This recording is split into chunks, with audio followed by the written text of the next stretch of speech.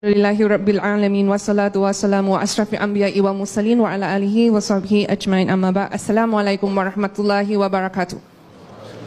大家晚上好，刚才我看到就是就是我们华人穆斯林的同胞在外面ahlan wa sahlan， 大家晚上好，谢谢各位来到今天的这个讲座会。nama yang diberi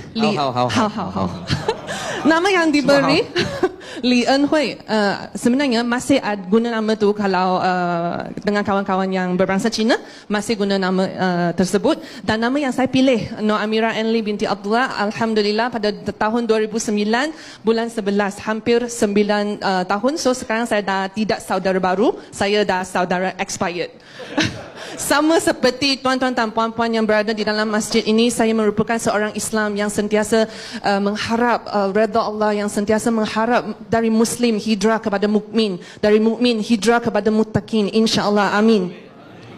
Dan mungkin sedikit banyak saya akan kongsikan kenapa saya akan kaji tentang Islam, kenapa saya akan belajar mendalami tentang Islam. Pada tahun 2009, awal tahun tersebut, family kita menghadapi satu krisis yang begitu besar untuk kita. Kita bukan orang senang. Pada kecil ayah meninggal dunia. Dan so ibu membesarkan kita 4 orang adik-beradik, susah payah, cukup susah payah.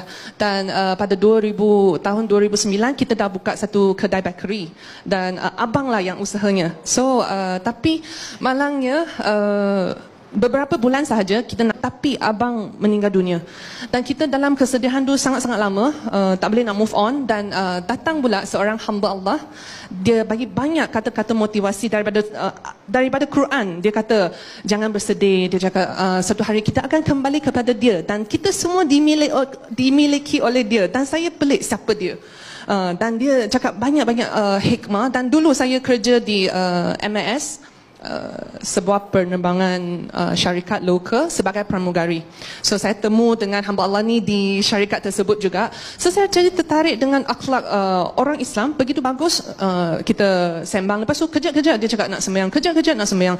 So untuk saya beragama Buddhis sebelum ni, saya rasa pelik kenapa tak boleh kumpulkan solat, balik rumah baru solat. Lepas tu saya tanya dia cakap kalau, dan saya puas hati dengan jawapan dia, kalau orang Islam ikut ajaran Islam, kalau solat 5 waktu, dalam waktu kita tak ada masa pun untuk buat benda yang tak elok, tak ada masa pun untuk buat benda yang jahat. So saya macam tertarik dengan akhlak. Of course, hamba Allah ni dia beberapa bulan sahaja dia ajak saya untuk bernikah. Saya pun tak tahu betul ke tak. Tapi saya cakap dengan dia, kalau you bukan Islam mungkin saya akan consider, sebab sangat bagus. Saya tengok akhlak orang Islam, tidak hisap rokok, tidak minum arak, tidak berjudi, tidak beli toto 4D ke apa.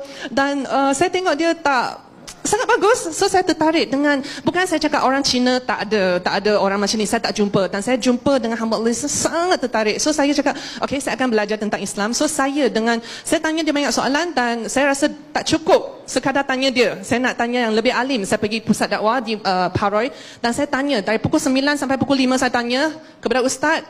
Ustaz cakap, pulanglah cik, sekarang kita pun nak balik, dah habis waktu kerja, datang esok. Dia cakap macam tu. So cakap, belum habis tanya lagi, Ustaz jangan balik dulu. Dia cakap, datang esok untuk kursus untuk saudara baru selama 5 hari.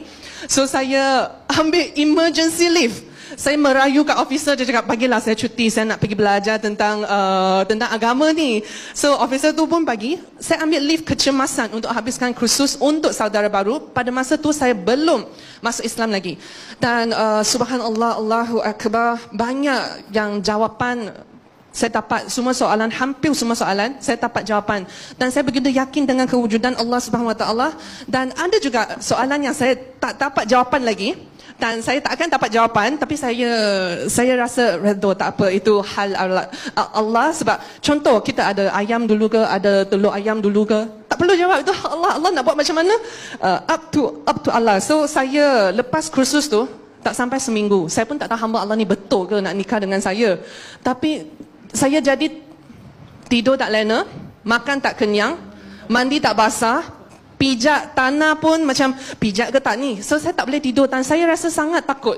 Ada perasaan yang sangat takut. Saya takut kalau saya tidur, kalau saya tak bangun, dan saya tak mengucap 2 kalimah syahadah, saya akan mati, tidak diterima oleh Allah Azza wa Jalla sebagai seorang Islam. Saya sangat takut.